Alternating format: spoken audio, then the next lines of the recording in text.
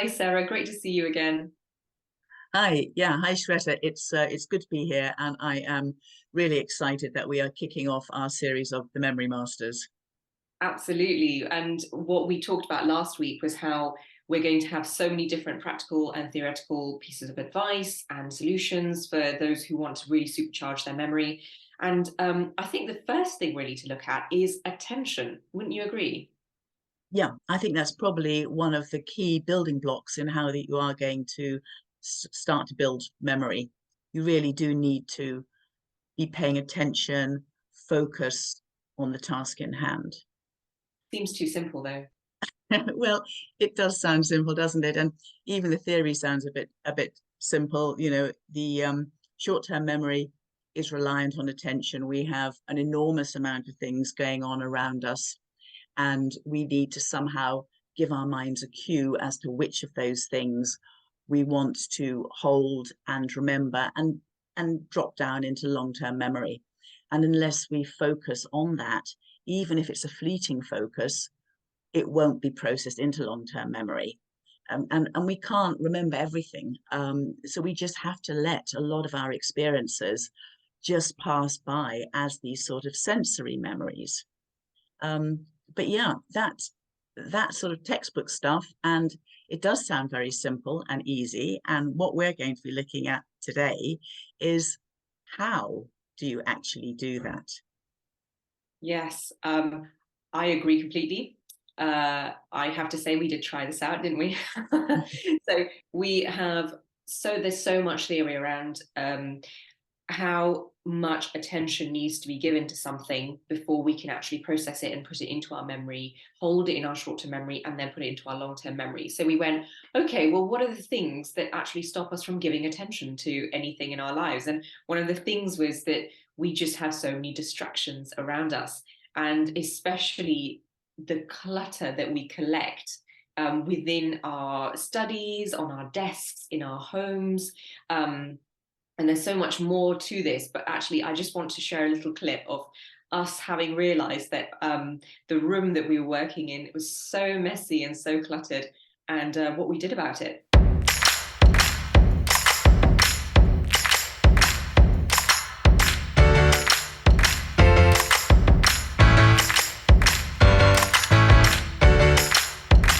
So I hope you guys enjoyed that video. We really enjoyed making it.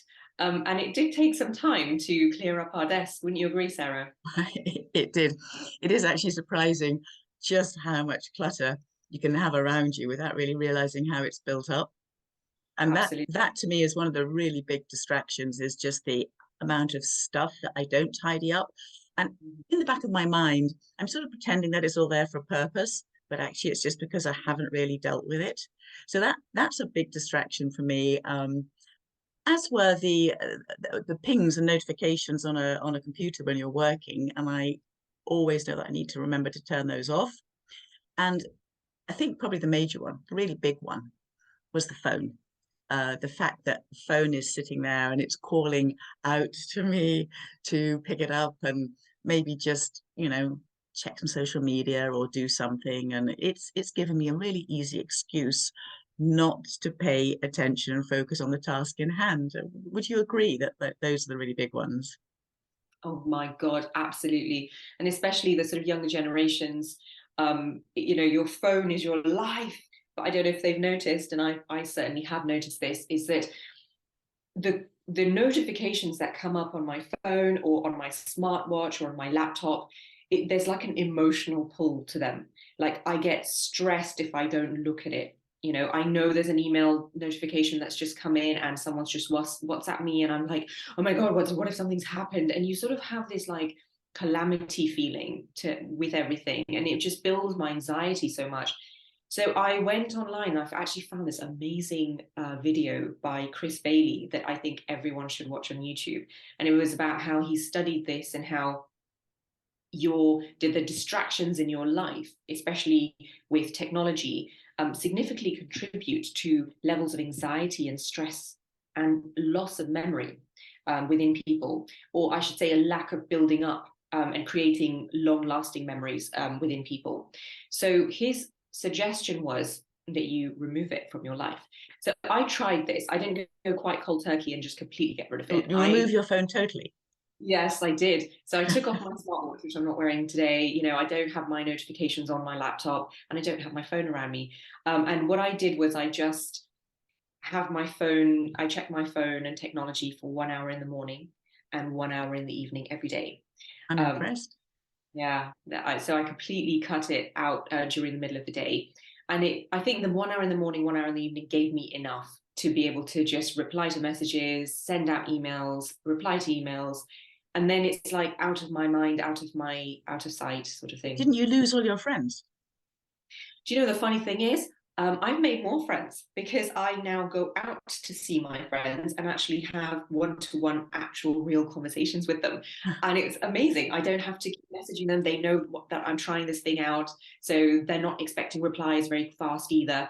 And if something happens, they will just phone me up. And that's how it used to be, and we go out, we go out for coffee, we hang out. I've made new friends because now I joined different clubs and groups as well, which are it's really nice to just meet new people. And you So it's mentioned been you mentioned as well that you reckon that this impacted on your memory. Do you think that has happened? absolutely, absolutely. I was shocked. That was the one thing I didn't expect to happen. I expected what happened with my emotions to happen, which is that I'm far less anxious than I used to be. I wake up in the morning and the first thing, I don't feel anxiety. I'm relaxed and happy and excited for the day. So I expected that, and that has happened, and I'm really pleased about that. What I didn't expect was how amazing my memory has become. So I've felt like I don't even need a shopping list now. I don't need to write things down. I know it because I'm giving so much attention to when I'm creating a list or when I'm going through my meals for the week or whatever I'm doing. I'm really taking that time to focus. And it's just so natural. I haven't had to do anything apart from to not have the distractions. My memory has become something I'm very proud of. That's amazing. So what actually we're sort of uncovering in this conversation is that the first thing to do perhaps is to look at your work environment and to get rid of obvious distractions like the clutter and things that shouldn't be there. But technology is a really important one, and what we need to do is reduce the need for stimulation. And how long do you reckon it took you to reduce that need to be stimulated by your phone the whole time? What was interesting was I had to build the capacity to reduce my need for that stimulation. The first few days were really tough because I was always sort of checking my phone, checking for my phone in my pockets because that's where it would normally be, and it just wasn't there. So I couldn't just flick it open. So it was like that kind of, that sort of phantom limb syndrome, sort of looking for it. Because it took 2 or 3 days of just having to really rely on my willpower and to replace it. So then I started to find different activities I could do with my hands. So it's sort of replacing that need for my phone with crocheting or knitting or, with a book. I sort of always have a book But in my still, hand. three days isn't bad for something that's going to have such a significant effect on your memory. Well, exactly. Yeah, It's yeah. three days of just really needing it, and then kind of it took a week before I just was enjoying the feeling of not having it. With by the end of the second week, I'd even cut it down further. So half an hour in the morning, half an hour in the evening. I don't want to check my emails. If you really need me desperately, call me. Yeah. It'll be fine.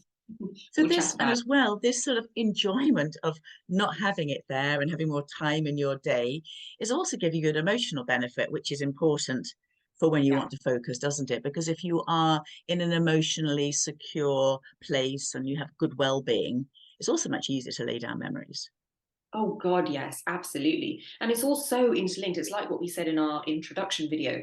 Everything with memory is so connected. And having gone through this experience, I can definitely say it is. So I would advise viewers to give it a try if it sounds like something that could benefit you. It might not be as euphoric as I have experienced, but it might be. So it's definitely worth a try, wouldn't you say, Sarah? I'm going to give it a go. Yeah, I'll try that. But I would say that for people who feel that this task is perhaps a bit of a big one to leap into, then try another task, and that would be declutter your workspace. Just have a good look around you and make sure that you put away everything into the place that it ought to be in. And we really look forward to hear how you get on with those things and what sort of experience you have. So please send us your feedback. Absolutely. Looking forward to your comments, and really looking forward to chatting about how your experience goes in the next video, Sarah. Yeah, and you'll find all our contact details below. Yeah.